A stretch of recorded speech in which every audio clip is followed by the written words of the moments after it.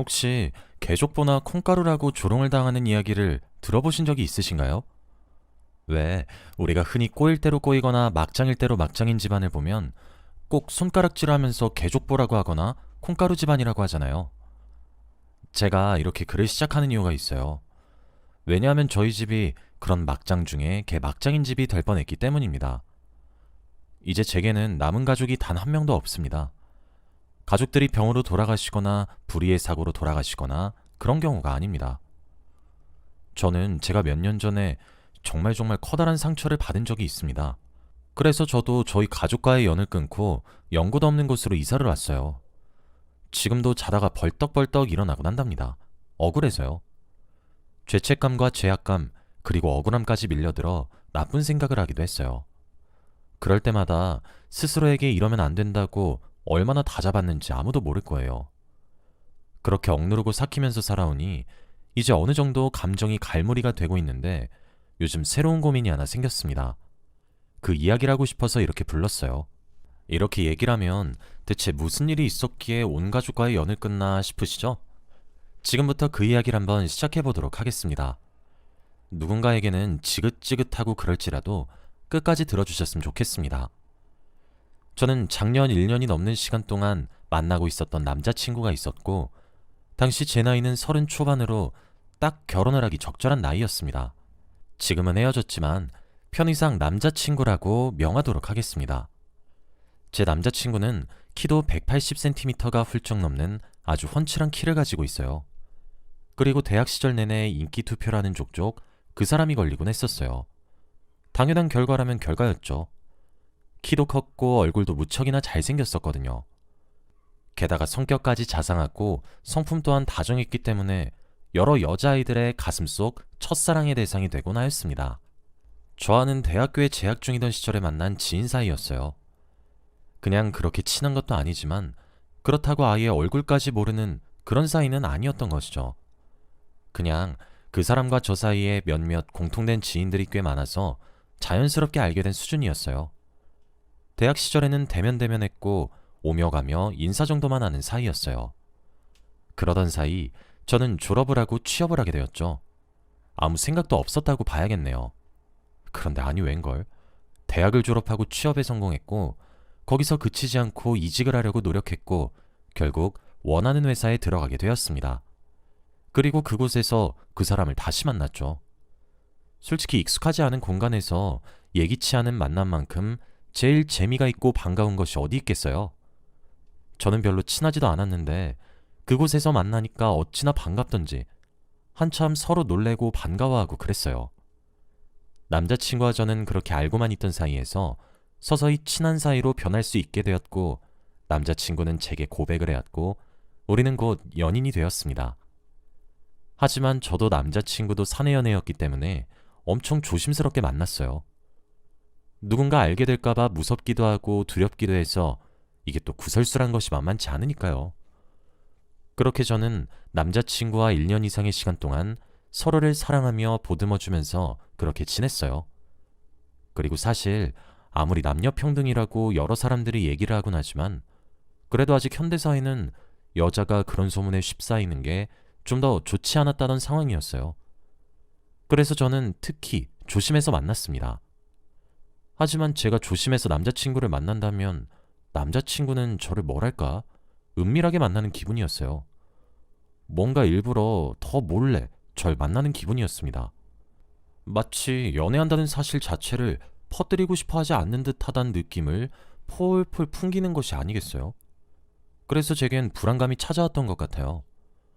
어딜 가든 주위에서 사람들이 끊이지를 않고 인기도 많은 내 남자란 생각이 컸거든요. 그래도 뭐 아무렴 어떻겠냐, 좋은 게 좋은 거지 하는 생각도 만만치 않게 컸던 것 같아요. 나이 30이 넘어 질투를 하고 있니 많이 하면서 남자친구에게 매달리는 것도 애처럼 보일 것 같기도 했고 고작 그런 사소한 이유 때문에 남자친구와 헤어지기는 아쉬웠고 싫었거든요. 남자친구와 잘 통했고 잘 맞았기 때문이죠. 그만큼 남자친구는 저를 너무 많이 사랑해 주었습니다. 과분하다고 생각할 정도로 말이에요. 저와 비밀로 만나는 사이지만 회사 사람들이 애인이 있냐고 물어보면 항상 있다고 대답해 주었거든요. 그래서 더더욱 남자친구를 향한 제 신뢰는 항상 컸던 것 같아요. 아무튼 당연히 결혼 적령기인 나이에 그렇게 진지하게 사랑을 하며 서로에게 푹 빠져 있다 보니 결혼 이야기도 저절로 나왔습니다. 하지만 남자친구에게는 흔쾌히 좋아라는 대답이 나오질 않았습니다. 저는 의아했어요. 하지만 요즘 세상에는 비혼주의를 선언하는 사람들이 많잖아요. 그래서 그런 것인 줄 알았습니다. 그리고 제가 생각했던 것처럼 남자친구는 본인에겐 아직 일과 커리어 같은 것들이 더 중요하다고 그렇게 애둘러서 결혼에 대해 부정적인 입장을 밝혔죠. 그러면서 이걸 계기로 헤어지자고 하면 자긴 받아들일 수 있다 하더라고요. 솔직히 서운하고 섭섭하지 않았다면 거짓말이에요. 오히려 그런 것들을 넘어서서 화도 났어요. 이럴 거면 왜 미리 말을 하지 않았나 하는 마음에서요. 저희는 그렇게 시간을 가지기로 했어요. 솔직히 합의를 했다기보다는 일방적인 제 억지에 가깝긴 하죠. 저만 결혼을 원하고 있었으니까요. 그러던 어느 주말이었습니다. 저희 엄마에게는 쌍둥이 여동생이 하나 있어요. 그러니까 제게 이모가 되시는 분이신 거죠. 저희 엄마랑 이모는 결혼 시기는 서로 다르셨는데 아이는 비슷하게 낳으셨어요. 제가 태어나고 2년 정도 뒤에 사촌동생이 태어났거든요. 자매끼리 우애도 깊으셨기 때문에 사촌동생인 미나와 저도 정말 친자매처럼 컸어요. 하지만 서로 대학에 가고 직장 생활을 하고 그러면서 전과 같이 만나지 못했죠.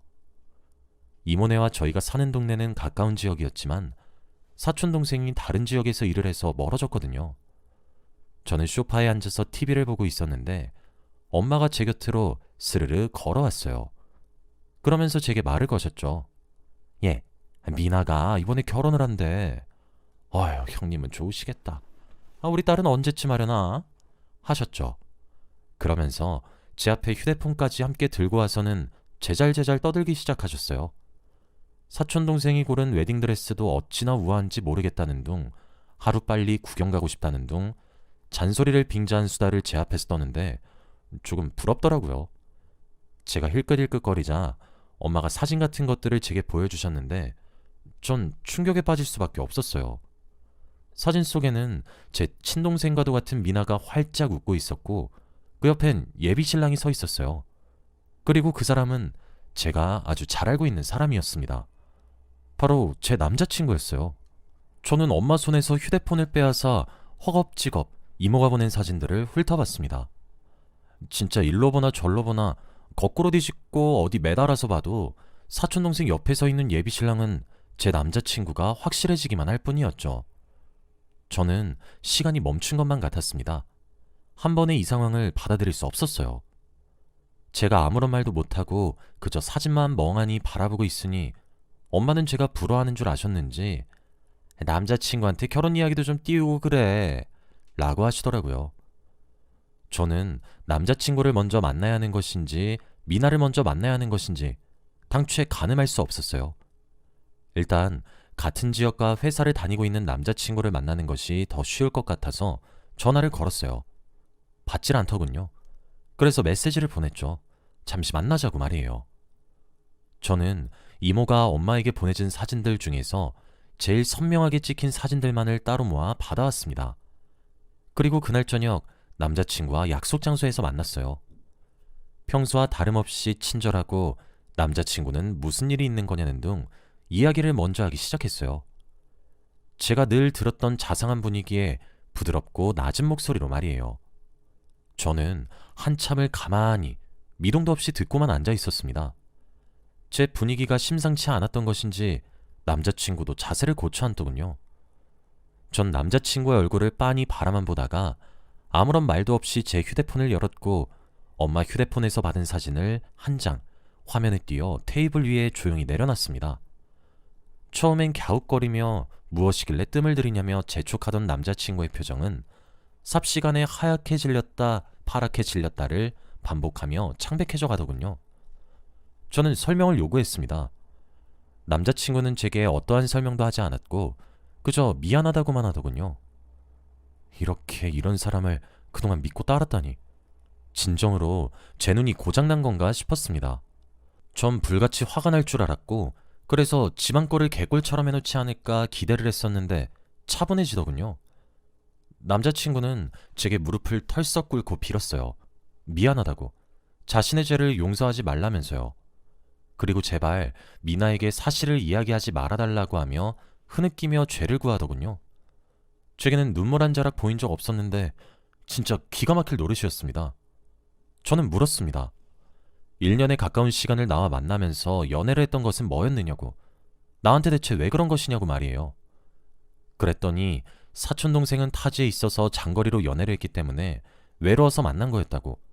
자신이 죽을 죄를 지었다고 하더군요. 너무 화가 나서 눈물도 나지 않았습니다. 저는 그래도 제가 어느 정도 그 사람한테 의미가 크게 있는 사람일 거라고 생각했어요. 하지만 저는 정말 아무런 가치도 없었던 사람이었고 사촌동생과 하게 된 장거리 연애에 몸이 외로워서 양다리를 걸쳤던 거였습니다. 저는 그렇게 제게 울고불며 매달리는 그놈을 어떻게든 떼어냈고 미나네 집을 찾아갔어요. 다행히 주말이라 그런지 미나도 혼자 본가에 내려와 있었다고 하더라고요. 당장 조금 뒤에 닥칠 미래도 모르고 마냥 해맑게 맞이하는 이모와 사촌동생의 모습을 보니 한숨이 절로 나왔고 눈물도 절로 나왔습니다. 제가 다짜고짜 눈물을 뚝뚝 흘리고 앉아있으니 이모랑 사촌동생이 당황했는지 우왕좌왕하더군요. 저는 더 이상 미룰 수 없다고 판단했고 그간 있었던 제 이야기를 아주 조금씩 천천히 그러나 정확하게 이야기를 꺼내기 시작했습니다. 그랬더니 두 모녀의 얼굴은 걱정에서 경악에 서린 표정으로 바뀌는데 아주 짧은 시간이 걸렸죠. 두 사람은 처음에 믿지 않았습니다. 제가 아주 짓궂은 장난을 치는 것으로 여기더군요. 하지만 제게는 그놈과 제 관계를 뒷받침해줄 수 있는 증거자료도 많았습니다. 남자친구였던 그 사람과 아무것도 몰랐던 제가 나눴던 사랑이 가득한 메시지들과 함께 찍은 사진들까지 사촌동생에게 모조리 보여주었습니다. 사촌동생은 예상대로 엄청 커다란 충격을 받게 된 것 같았어요. 이렇게까지 잔인한 방법밖에 없나 싶기도 했지만 당장 코앞이 동생의 결혼식이었기 때문에 제게는 불가피한 경우가 되어버린 것이죠. 사촌동생은 단말마에 신음소리만 내뱉고 휘청거리더니 이내 바닥에 쓰러졌습니다. 저랑 이모는 혼비백산해서 119를 부르고 응급실에 데려갔어요. 제가 있어서 그런지 저희 엄마도 연락을 받으셨더라고요. 거기서 악몽은 끝나지 않았습니다. 사촌동생은 쓰러질 때 자신의 아랫배를 움켜쥐고 있었어요. 의사 선생님의 말씀으로는 임신 초기였을 것이라 하시더라고요. 임신 초기에는 몸가짐조차 무리하면 안 되고 스트레스도 당연히 안 되는 거라고 단단히 경고하셨죠. 하지만 사촌동생은 임신 초기에 제가 폭로한 비밀들로 인해 엄청난 스트레스를 받게 되었고 결국 그 결과는 유산을 하게 되어버린 것이죠. 하지만 한 달도 채 남지 않은 결혼식을 파토내기엔 제가 너무 급했던 것은 아닌지 생각하게 되더라고요. 이모는 저희 엄마에게 엄청 불같이 화를 내셨습니다.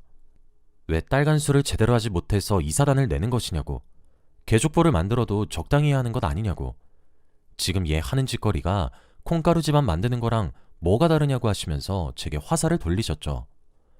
제일 짜증이 났던 건 저희 엄마는 동생의 그런 폭언에 미안하다는 말을 하면서 이모를 위로했습니다. 사실 전 아무것도 몰랐던 사람이고 따지고 보면 피해자였고 제가 만났던 남자가 천하의 나쁜 놈이어서 속았던 것이었고 하필 그 사람과 결혼한다는 여자가 다름 아닌 제 친자매 같은 사촌동생이라서 폭로했던 거였어요. 저도 슬펐고 눈물이 났는데 사촌동생을 위해서 폭로를 했던 거였죠. 하지만 이모와 사촌동생은 제가 뱃속의 아이를 죽인 살인범과도 같다고 이야기를 했고 남자친구였던 그놈조차도 절 죽일 듯이 노려보고 그렇게 살지 말라고 가짜는 충고하더라고요. 저희 엄마도 그러시더라고요. 왜 남의 연애사에 끼어들어서 이 사단을 내냐고요. 집안 시끄럽게 왜 그런 거냐고요. 이런 일이 있었으면 엄마한테 먼저 말했어야 되는 것이 아니냐고요. 아무도 제 편을 들어주지 않더라고요. 전 남자친구였던 그놈이 준 상처보다 믿고 의지했던 가족이 제게 등을 돌렸던 것이 더 끔찍하게 느껴졌죠. 어찌되었든 저는 당연히 그 사람과 헤어졌고 그 사람은 제 사촌동생과의 결혼이 취소되었습니다. 사촌동생은 제가 보여준 것들을 증거로 삼은 것인지 파혼의 사유를 그 자식을 대상으로 소송을 걸었고 모든 배상금과 위약금을 그쪽에서 물게 되었다고 들었어요. 뭐 제가 그 사람을 알고 만난 것이 아니란 것을 그쪽에서도 깨닫고 있었기 때문에 제게 소송은 걸지 않았던 것이겠죠. 그 일이 있고 저는 회사를 그만두었습니다. 연을 끊고 싶었고 아무도 저를 모르는 연고도 없는 그런 지역에 혼자 살고 싶어지더라고요. 엄청 힘들게 이직을 한 곳이었는데 새삼 필요하다는 생각을 하지 않게 되었습니다. 그렇게 지금 제가 살고 지내는 지역으로 이사를 오게 되었고 친인척을 포함한 어떠한 연락도 하지 않아요. 그렇게 혼자서 자급자족하며 모든 연을 끊고 이곳에 정을 붙여 살기 시작한 지 벌써 3년이란 시간이 흘렀죠. 그런데 얼마 전이었습니다. 수소문을 해서 저를 찾아온 사람이 있었어요. 그 사람은 다른 사람이 아니라 사촌동생이었습니다. 어떻게 찾아왔을지도 궁금했지만 왜 찾아왔을지도 무척이나 궁금하더군요. 밖에 세워둘 순 없어서 안으로 들였더니 사촌동생은 저를 보자마자 대뜸 미안하다 사과를 건넸습니다. 아주 늦고 늦어서 색이 다 바래버린 그런 사과를 말이에요. 왜 사과를 건네냐는 제 말에 사촌동생은 죄책감을 느끼고 있다고 대답을 하더라고요. 그때는 아이를 잃은 것이 제 탓이 아니란 걸 누구보다 이성적으로 아주 잘 알고 있었지만 충격이 너무 컸다고. 그래서 할 말 못할 말을 본인도 본인의 엄마도 모두가 가리지 못했다고 하더군요. 그래서 제게 미안하다고 사과를 건네더라고요. 그러면서 다시 자신들이 살았던 고향으로 가자고 하더군요. 솔직히 그런 모습들도 매우 이기적으로밖에 보이지 않았습니다. 저는 사촌동생에게 말을 했어요. 사과를 받을 생각도 없고 네가 내민 손을 잡고 따라갈 생각 더더욱 없다고요. 사촌동생은 완고한 제 태도에 물러섰지만 조만간 다시 오겠다는 말만 남기고 떠났습니다. 저는 제가 속은 피해자 입장에서도 온전히 누군가에게 위로받지 못했던 사람이었습니다. 물론 사촌 여동생과 이모도 힘들었을 거라고 생각해요. 하지만 제가 정말 이들을 용서해야 하는 건지를 잘 모르겠습니다. 저는 아직도 제 가족들이 밉습니다. 왜 내가 죄인처럼 고개를 숙여야 했는지를 전 여전히 이해를 하지 못했고 제가 왜 비난의 화살을 도맡아야 했는지도 납득하지 못했어요. 세월이 흘러서 본인들이 이젠 사정이 나아져서 그제서야 제가 생각이 나서 그렇게 합리화할 것들을 다 하고 난 뒤 그땐 경황이 없었다고 미안했다라고 퉁치려는 태도도 저는 솔직히 이해가 잘 가지 않았습니다. 저는 이대로 혼자 지내고 싶습니다. 외롭지 않다고 한다면 거짓말이겠지만 적어도 제 마음은 편해요. 가족은 없지만 저를 가족처럼 대해주시는 이웃집 할머니와 아랫집 아주머니가 계시거든요. 저는 뒤늦은 사과도 가식으로 느껴지고 제가 받았던 상처가 큰지 다시는 가족과 교류를 하고 싶지도 않아요. 그런데 이렇게 행동하는 것이 정말 맞는 행동이냐 물으시면 그 질문에 대해서는 할 말이 없는 것 같아요. 제가 너무 이기적인 행동을 하고 있는 것일까요? 정말 제가 가족이라는 이유 하나만으로 다시 저 사과를 받아줘야 하는 건지도 잘 모르겠어요. 전 어떻게 해야 할까요? 여기까지가 제 이야기였습니다. 이곳에 계신 분들은 저보다 현명하신 분들이 더 많을 거란 생각이 들어서 이렇게 길게 사연을 보내봅니다. 여러분들의 현명한 조언을 기다리고 있겠습니다. 제 긴 글 읽어주셔서 정말 감사드리고 여러분의 오늘도 행복한 하루 되시길 바라며 글을 마치겠습니다. 감사합니다.